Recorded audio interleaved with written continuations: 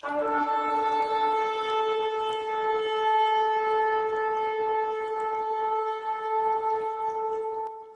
Jésus-Christ. Apostasie, signe du retour de Jésus. Nous allons prendre un passage de base dans la deuxième épître de Pierre, au chapitre 3. Deuxième épître de Pierre, chapitre 3, verset 1er. Nous lirons les 4 premiers versets de ce merveilleux chapitre sur la venue du Seigneur. L'apostasie. Nous parlerons ce soir, vous allez entendre ce mot régulièrement au travers de cette conférence.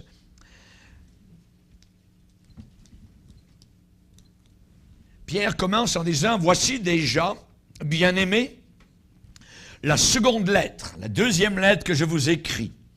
Dans l'une et dans l'autre, je cherche à éveiller par des avertissements votre saine intelligence, votre intelligence en bonne santé, afin que vous vous souveniez, vous rappeliez des choses annoncées d'avance, qui veut dire prédites, dire d'avance, les choses prophétisées par les saints prophètes et du commandement du Seigneur et Sauveur enseigné par vos apôtres, sachant avant tout que dans les derniers jours, il viendra des moqueurs avec leur raillerie, marchant selon leur propre convoitise et disant, où est la promesse de son avènement?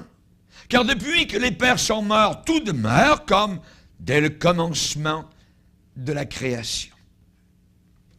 Père, nous te bénissons pour ta présence. Nous te demandons de bénir le puissant marteau de l'Évangile, que l'épée flamboyante, Seigneur, puisse virevolter, tournoyer dans nos cœurs, nos vies, nos esprits ce soir, nos pensées. Nous ne voulons pas nous attacher à des idées d'hommes, à des pensées d'hommes. Nous voulons nous attacher à ta parole. Un jour, nous serons jugés, non pas sur ce que des hommes auront dit ou prêché, mais sur ce que ta parole aura déclaré. Te demandons, Seigneur, que nous puissions ajuster notre tir ce soir, que nous puissions comprendre que nos aiguilles doivent être à l'heure, à l'horloge prophétique. Nous te prions, Seigneur, que nous puissions comprendre que nos jours sont comptés, que le compte à rebours de ton côté est parti. Nous te prions, Seigneur, que nous puissions être cette épouse prête, préparée, Seigneur, à quitter cette terre, en un instant, en un clin d'œil, tel que tu nous l'as déclaré, tel que tu nous l'as promis. Veuille bénir ton pauvre instrument ce soir, ce pécheur que tu as sauvé par ta grâce, et que sa bouche soit ointe du Saint-Esprit. Nous lions toutes les forces diaboliques et ténébreuses qui veulent empêcher la prédication de la parole, que la vérité soit connue. Nous lions ces puissants diaboliques et nous disons encore, arrière Satan, au nom puissant de Christ Jésus, nous prions ces choses. Amen. Et tout le peuple dit Amen. Amen. Gloire à Dieu. Que Dieu soit béni. Titre de ce message, l'apostasie. L'apostasie, signe du retour de Jésus-Christ. La vitesse avec laquelle la fin est en train d'approcher actuellement, cette vitesse atteint maintenant des proportions indescriptibles. Tous les signes bibliques sont maintenant réalisés et accomplis. Du moins à un niveau hautement discernable et visible. Il y a des signes apparents, des signes du retour de Christ apparents qui sont déjà complets, et il y a de cela des années. Les chrétiens d'il y a 30 ans ou 40 ans étaient certains que Jésus-Christ reviendrait dans les années 70, 80. Et ce que la plupart de nous n'avions pas aperçu, c'est qu'il y a un tout nouveau niveau de signes que notre expérience et notre compréhension de la Bible ne nous avait pas préparés à cette époque encore à recevoir. Ces nouveaux signes sont très différents, je dirais même imperceptibles,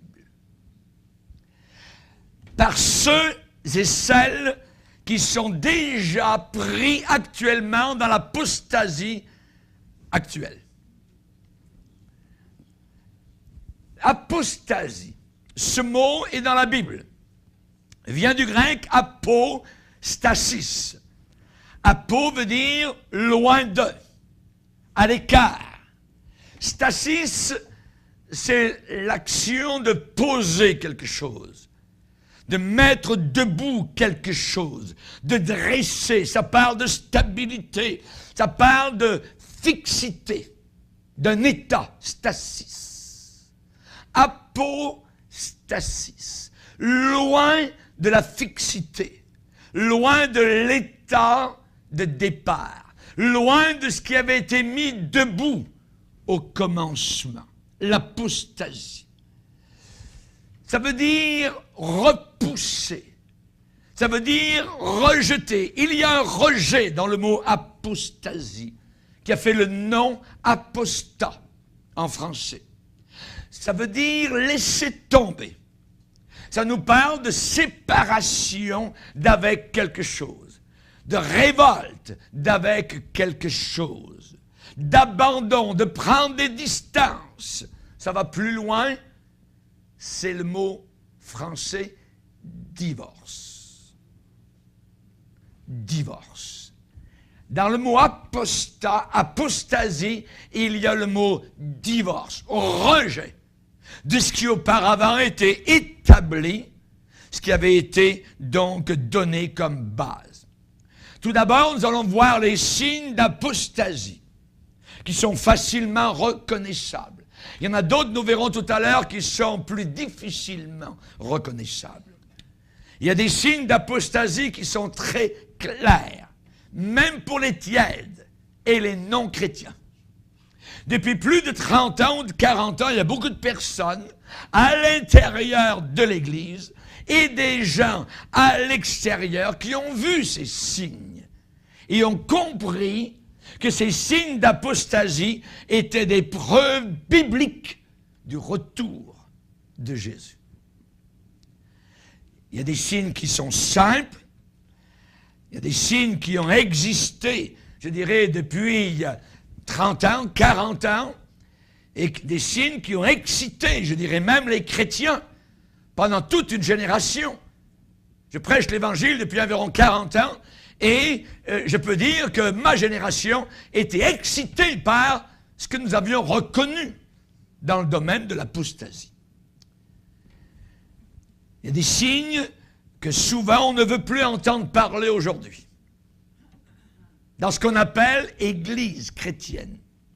Même plus que cela, des signes dont on se moque. Et nous avons été avertis dans la parole de Dieu, à différents endroits, que, avant tout, sachant avant tout que, dans les derniers temps, il viendra des moqueurs.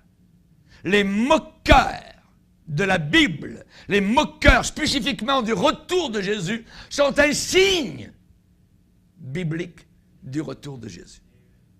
Ceux qui n'attendent pas, ceux qui renient le retour du Seigneur Jésus-Christ.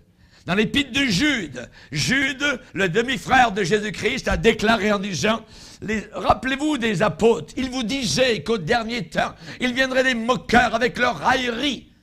Ce sont eux qui provoquent des divisions. Hommes sensuels. C'est-à-dire des hommes qui marchent avec la chair, uniquement avec leur sens, qui ne marchent pas avec l'esprit. Plus que cela, Jude va dire, ils n'ont même pas l'esprit de Dieu. Hommes sensuels qui n'ont pas l'esprit de Dieu, ce sont eux qui provoquent des divisions dans le corps de Christ. Tout d'abord, il y a des signes que je pourrais vous dire pour le retour de Jésus-Christ, généraux. Tout d'abord, rappelez-vous que depuis 1948, la naissance de la nation d'Israël est un signe prophétique fulgurant. Fulgurant. 14 mai 48, le drapeau de l'étoile de David a flotté sur la ville de Jérusalem. Dieu venait de tourner une page prophétique. Dieu venait d'avancer les aiguilles vers minuit sur l'horloge du monde. Après environ 2000 ans d'exil, des quatre coins du globe, les Juifs retournent actuellement à leur terre promise. Et depuis 48, le drapeau avec l'étoile de David flotte sur Israël. Et les Israélites se sont démontrés invincibles contre une myriade d'ennemis. Ils ont gagné toute leur guerre. Le figuier qui symbolise Israël est en train de refleurir. Jésus a dit, la comparaison est tirée du figuier. Dès que ses branches deviennent tendres, vous savez que l'été est proche. Le moment où les choses sont mûres. Ce fait unique, à lui seul, est une horloge de certitude, une heure juste. Je crois que nous allons vivre l'enlèvement. Du fond de mon cœur, je vous le dis. Et partout où je vais, en Afrique, en Europe, en Amérique, les chrétiens authentiques attendent tous le Seigneur Jésus-Christ. Ce qui correspond aussi à la parole de Dieu. Puisque tous les chrétiens sont avertis, l'Esprit de Dieu nous habite, nous possède, nous avertit. Le Saint-Esprit a dit, Jésus vous rappellera ces choses. Alléluia. Il y a aussi les signes dans les éléments, évidemment, de la nature, dans le monde naturel. Vous avez remarqué que le monde naturel est en train de tituber sous une direction, un sens étrange de destin. Les gens disent, où est-ce qu'on s'en va? Et ça va en montant de plus en plus. On n'ira pas profondément, mais les tremblements de terre sont actuellement à un niveau de fréquence inconnu auparavant dans toute l'histoire de l'humanité. Les famines frappent des régions démographiques totalement définies actuellement. Et d'autres régions de la terre sont remplies de biens et de gaspillage. Les climats sont en train de changer. La température est en train de varier. On ne peut plus rien véritablement prédire. Les maladies infectieuses se multiplient. Les guerres et bruits de guerre sont clairement hors de contrôle. Les éléments de la nature nous parlent d'un jugement imminent. Tout cela nous parle, nous crie que la fin est proche. Il y a aussi évidemment la mondanité qui grandit à l'intérieur de l'Église. L'Église qui auparavant était un monde à part, un monde pur, un monde purifié, un monde sanctifié. Maintenant la mondanité est en train de grandir comme un cancer qui va de plus en plus pour aller vers la mort de la personne. Cela est en train de grandir à l'intérieur de l'Église. Ce que nous appelions auparavant la mondanité est en train de céder maintenant la place à une autre dame appelée l'apostasie. L'apostasie. Acétate numéro 1.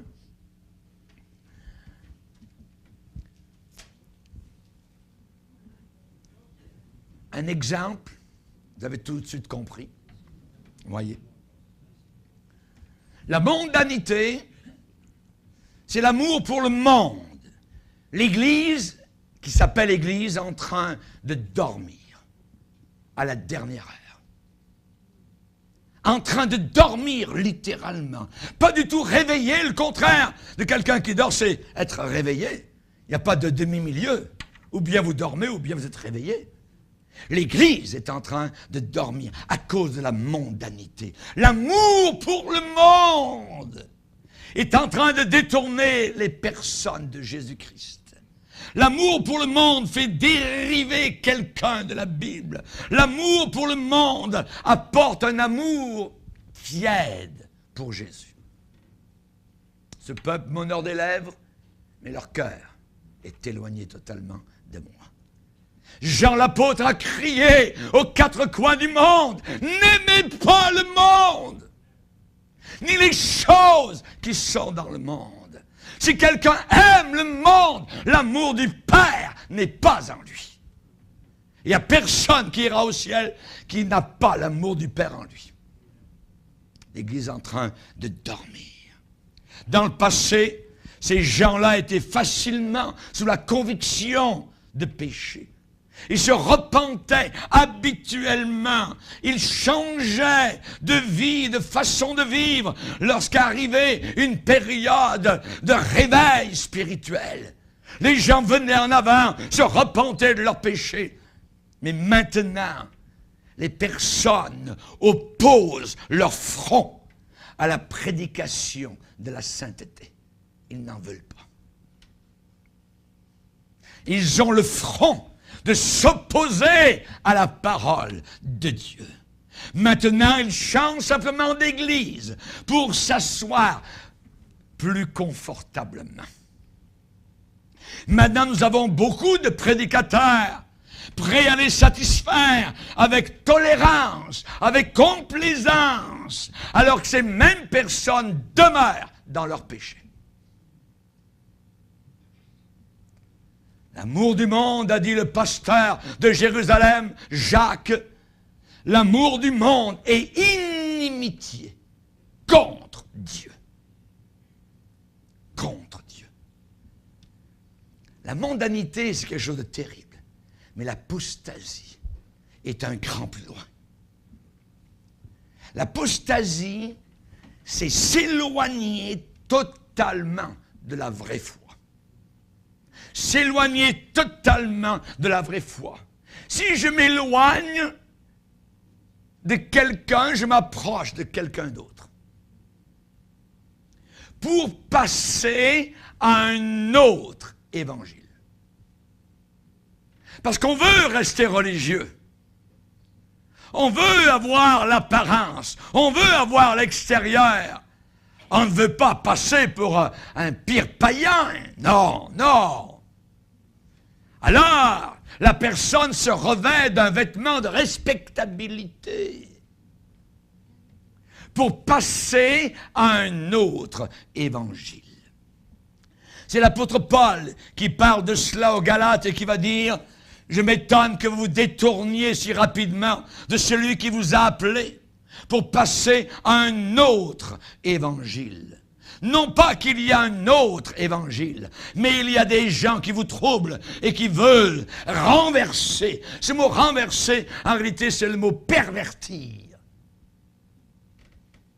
Scléros en grec, qui a fait sclérose en français. Tordu, qui veulent tordre, pervertir, renverser l'évangile de Dieu. Paul va dire, même si quelqu'un vous annonçait un autre évangile que celui que nous avons prêché, que cette personne soit maudite, anathème. C'est écrit dans la parole. Et un peu plus loin, aux Corinthiens, le même apôtre va déclarer en disant, car si quelqu'un vient vous prêcher un autre Jésus, il ne suffit pas que quelqu'un dise Jésus. Dans le nouvel âge, ils ont des Jésus. Ils ont des sauveurs, eux aussi. Il faut savoir quel Jésus. Aujourd'hui, nous avons besoin de questionner. La Bible dit, n'avalez pas tout ce qui vient parce que ça vient de la Bible. Si quelqu'un vient vous prêcher un autre Jésus que celui que nous avons prêché, ou si vous recevez, si vous acceptez un autre esprit que celui que vous avez reçu, ou bien un autre évangile, un autre évangélion, une autre bonne nouvelle que celui que vous avez embrassé, Paul dit aux Corinthiens, vous le supportez fort bien. Bien-aimés dans le Seigneur, soyez bénis au nom de notre Seigneur Yeshua. Aujourd'hui encore, c'est une grande joie pour nous de partager cette parole merveilleuse avec vous. Du moment où nous sommes encore sur terre, nous devons nous accrocher aux choses d'en haut, comme a dit le Seigneur. Et je bénis le Seigneur pour la vie de ce monsieur, Raymond Bougier, qui éveille vraiment les gens qui dorment dans l'apostasie. Je vais partager une parole avec vous, mes bien-aimés, pour que vous soyez réveillés et que vous ne dormiez point. Car nous sommes véritablement à la fin des temps.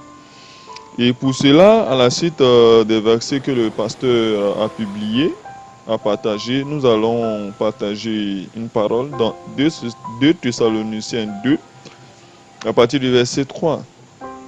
Prenons le verset 1. Pour ce qui concerne l'avènement de notre Seigneur Yeshua et notre union avec lui, nous vous prions, frères, de ne pas vous laisser facilement ébranler dans votre bon sens et de ne pas vous laisser troubler, soit par quelques inspirations, soit par quelques paroles ou par quelques lettres qu'on dirait venues de nous, comme si le jour du Seigneur était déjà là. Que personne ne vous séduise d'aucune manière, car il faut que l'apostasie soit arrivée auparavant et qu'on ait vu paraître l'homme du péché, le fils de la perdition, l'adversaire qui s'élève au-dessus de tout ce qu'on appelle Dieu ou de tout ce qu'on adore, jusqu'à s'asseoir dans le temple de Dieu, se proclamant lui-même Dieu.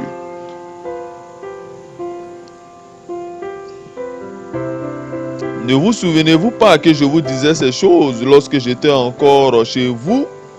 Alors, mes bien-aimés, on va s'arrêter là. Vous voyez un peu la parole du Seigneur véritablement qui est partagée ici. Le monde est dans une séduction terrible. Aujourd'hui, voici ce qui s'est passé. Tellement les gens sont séduits, ils sont dans l'émotion des choses abominables. L'église Notre-Dame de Paris, une église abominable dans laquelle il y avait toutes sortes de statues impies à brûler, et les catholiques du monde entier étaient en pleurs pour des statues abominables, pour des astatés. Je vais vous présenter ici quelques statues abominables que nous avons vues. Et l'argument fallacieux qu'a trouvé le pape et les vicaires, c'est que lorsque les démons viendront et qu'ils verront les statues hideuses, ils s'enfuiront tellement les statues sont hideuses. Alors, c'est de la magie. Les démons ne sont plus chassés par le nom précieux de Jésus-Christ, mais les démons sont chassés par des statues hideuses. Cela n'a aucun fondement biblique et beaucoup de gens sont séduits parce qu'ils ne lisent pas la Bible, parce qu'ils n'ont pas l'amour de la vérité. Ils ont l'amour d'une église, ils ont l'amour d'une personne, ils ont l'amour d'une communauté, ils ont l'amour d'un système, mais ils n'ont pas l'amour du Père en eux. Mais personne ne peut entrer dans le royaume des cieux s'il n'a pas l'amour du Père en lui. Pourquoi les gens ont l'amour des choses inutiles? Au Yémen, aujourd'hui, les gens meurent de faim. Des gens meurent de faim. Dans les pays centrafricains, il y a des inondations terribles qui tuent des milliers de morts. L'Europe ne s'est pas émue. Ils n'ont fait aucune cotisation. En Afrique, il y a beaucoup d'endroits où il y a la guerre, où il y a la famine. L'Europe ne s'est pas émue. Il n'a fait aucune cotisation. Mais pour un édifice abominable qui brûle, voici que toute l'Afrique se meut, tout le monde entier se meut et on fait des cotisations de milliards et de milliards. Je suis choqué, mais cela ne m'étonne pas, car les gens passent leur temps dans des choses inutiles. Des gens passeront facilement 3 heures de temps en train de regarder un film inutile, mais 30 minutes dans la parole, ils diront « Oh, c'est trop, la vidéo est trop longue. » Mes frères, j'aime bien tes vidéos, mais elles sont trop longues. Essaie de les raccourcir pour qu'on puisse facilement les consommer. Mais est-ce que l'amour du Père est en ces personnes? C'est la question que nous nous posons, bien-aimés frères et sœurs. Si tu aimes les choses d'en haut, la Bible dit que Enoch a marché plus de 300 ans avec le Père. Il a marché sur terre avec le Père. Mais toi, durant les 24 heures de ta journée, combien de fois tu marches avec le Seigneur? Combien de fois tu lis la parole? Combien de fois tu médites la Bible? Il y a des gens qui n'ont pas ouvert la Bible, ça fait de cela 3 jours, ça fait de cela 1 semaine. Ils prennent plaisir là-dedans et ils sont surpris lorsque la mort les frappe et ils se demandent « Ah, je suis dans l'enfer, qu'est-ce que j'ai fait ?» Et le Satan t'a séduit. Aujourd'hui, il y a eu une triste nouvelle là-bas en Côte d'Ivoire. J'ai vu sur Internet un curé de l'église catholique qui s'est pendu. Vraiment, c'est une tragédie parce que son âme est directement dans le lac de feu. Actuellement, nous parlons, on n'a même pas besoin d'attendre son enterrement. Directement, la Bible dit qu'après la mort vient le jugement. Mais comme c'est des personnes qui ne se sont pas accrochées à la parole de Christ, à la parole véritable de Dieu, ils n'ont pas cru en la rédemption comme Judas, il s'est pendu. Celui qui se tue lui-même, il n'a pas le droit d'ôter la vie, il va directement au lac de feu. Il n'a pas cru dans la miséricorde de notre Seigneur. Bien-aimé, il y a un homme qui m'a marqué dans la Bible. Il y a eu des grands hommes dans la Bible, mais celui qui m'a marqué, c'est Lazare. La Bible dit que Lazare a vécu des moments troubles, des moments terribles. Lazare a vécu la disette. Lazare a vécu la famine. Lazare a vécu toutes sortes de plaies et de maladies bizarres dans sa peau.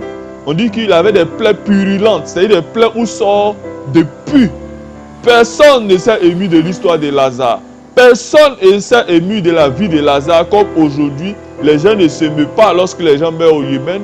Les gens ne s'émeuvent pas lorsque les gens meurent en Tanzanie. Les gens ne s'émeuvent pas lorsque les gens meurent en Afrique du Sud. Les gens ne s'émeuvent pas lorsque les pauvres même meurent en Russie, dans le froid. Les gens ne s'émeuvent pas lorsque des SDF meurent dans un couloir de la France. Cela passe inaperçu. Cela n'est pas sujet d'un débat. Cela n'est pas sujet d'un partage. Aujourd'hui, des personnes ont des millions et des millions de dollars et ils préfèrent cotiser dans des choses inutiles parce qu'ils ont l'amour du monde. On a vu des personnes qui n'ont pas été émues de la mort des personnes qui se sont immolées par le feu, par la pauvreté, qui n'ont pas été émues des petites maisons des pauvres qui ont été brisées dans des pays européens au détriment d'édifices supermarchés, au détriment d'hôtels. On détruit les maisons des pauvres, au détriment des supermarchés, au détriment des terres pour construire des choses telles que des buildings commerciaux. On détruit les maisons des pauvres, on s'en fiche s'ils dorment dans la rue. Au contraire, on les pourchasse s'ils dorment dans les cimetières et autres. Ça se passe en Europe, ça se passe en Russie, ça se passe même dans certains pays africains. Et personne ne s'émeut de ces choses. Personne ne s'émeut de ces choses. Cela passe comme inaperçu. Cela passe comme inaperçu. Et ils ont tellement le contrôle des internets qu'il est facile de distraire les gens. Je prends un exemple. Voici par exemple une personne qui s'immole par le feu au Yémen. Et tout le monde entier, pendant que le monde veut être ému par ces choses, directement, on prend les médias, on parle d'une autre chose qui se passe par exemple en France pour distraire une partie du peuple. Aussi, on va parler par exemple d'une fille qui a fait du buzz sur Internet par une vidéo quelconque. On va y mettre, ils vont le booster par de l'argent. Ils vont mettre 10 millions, 20 millions de vues. Et tout de suite, tout le monde va se concentrer dessus. Ils vont dire c'est le buzz. Mais les gens ne se rendent pas compte que le buzz est manipulé par des gens de secte. Le buzz est manipulé par des choses inutiles. Jamais il n'y a eu de buzz pour la parole véritable de Christ. Jamais il n'y a eu de buzz pour des pasteurs qui véritablement ont prêché la sainte doctrine du Seigneur. Jamais il n'y a eu de buzz pour la véritable parole de Christ, pour que les âmes soient sauvées et aillent dans le ciel. Il y a toujours du buzz pour des choses inutiles. Il y a toujours eu du buzz pour des choses éphémères. Des choses éphémères. Bien-aimés dans le Seigneur, la Bible dit que personne ne vous séduise, car il faut que l'apostasie soit arrivée auparavant et qu'on ait vu paraître l'homme du péché, l'homme impie, le fils de la perdition, l'adversaire qui s'élève au-dessus de tout ce qu'on appelle Dieu et de tout ce qu'on adore. Et ces choses impies sont véritablement impies. Bien-aimés dans le Seigneur, nous sommes surpris de voir véritablement ces personnes-là qui sont séduites. Ces personnes-là qui sont séduites parce qu'elles suivent l'homme impie. L'homme impie, c'est l'homme qui sait traîner les masses. L'homme impie, c'est l'homme qui sait séduire. Regardez, si vous passez beaucoup de temps dans les choses inutiles, vous êtes séduit par l'homme impie. Je prends l'exemple de quelqu'un qui est beaucoup occupé au travail, qui monte au travail à 6 heures, qui finit à 21 heures, qui passe son temps au travail à bosser très dur. Il y a des gens qui bossent très dur. Et qui quand il arrive à me donner du temps pour sa famille, quand il a un peu de temps, il va en vacances au bord de la plage. Il n'a pas le temps pour le Seigneur. Il n'a pas le temps pour le Seigneur. Une telle personne est séduite. Parce que quand tu mourras, que tu seras devant le trône de Dieu, tu ne diras pas, oh Seigneur, tu ne diras pas, je n'ai pas eu le temps. Tu ne diras pas, je n'ai pas eu le temps, bien-aimé dans le Seigneur. Tu ne diras pas, je n'ai pas eu le temps. Seigneur, je n'ai pas eu le temps de te prier. Seigneur, je n'ai pas eu le temps de lire la parole. Si l'amour du Père n'est pas en toi, bien-aimé, tu es séduit par l'homme impie. L'homme impie a mis plusieurs catégories de choses pour distraire les gens. Il a mis des jeux d'argent, il a mis des jeux de cartes, il a mis des jeux de casino, il a mis des distractions de films, il a mis des distractions de sexe, parce qu'aujourd'hui les filles s'habillent de façon dévergondée. Et pour voir même que l'homme impie en travail, regardez un peu sur internet, dès que tu tapes une page, tu vois une fille sexy. Dès que tu passes une page, tu vois une fille prostituée. On t'envoie des demandes de choses, soit si ce n'est pas la magie, c'est pas l'invitation à la magie, c'est l'invitation au sexe. Voilà les deux grandes choses par lesquelles Satan tient le monde. La magie pour distraire un grand nombre de personnes. Tu peux être riche en allant deviner, en venant deviner les choses, en côtoyant les devins. Et les choses qui ont été interdites par la parole, les gens prennent plaisir dans ces choses. Mais bien aimés dans le Seigneur, c'est avec une grande joie que je médite avec vous ces choses. Nous allons avoir une deuxième partie. Nous allons avoir plusieurs parties de ce thème de l'apostasie. Et l'exemple, la photo que ce monsieur a présentée tout à l'heure, d'une des personnes qui dormaient littéralement à l'église, effectivement, nous savons que l'église, c'est le corps de Christ, c'est l'ensemble de personnes qui se réunissent autour du Seigneur. Ça peut être 10, 20 personnes qui sont assemblées dans un lieu. Et c'est l'ecclésia qui est là. Mais l'apostasie est telle que les gens ne prennent même plus plaisir dans les choses de Dieu. Aujourd'hui, combien de personnes font buzz à partir de la véritable parole de Christ? Tu es obligé de faire du buzz dans des choses inutiles. Et sans le savoir, tu es dirigé par la bête. Tu es dirigé par l'antichrist en train de distraire les gens, les distraire loin de la parole de Christ, les distraire avec Internet, avec WhatsApp, avec Facebook, en train de passer le temps dans des choses inutiles. Tandis que les vraies choses se passent dans ce monde. Des choses terribles se passent dans ce monde. Les gens sont séduits. Les gens courent après l'argent. Les gens courent après les réalisations. Les gens courent après des choses inutiles.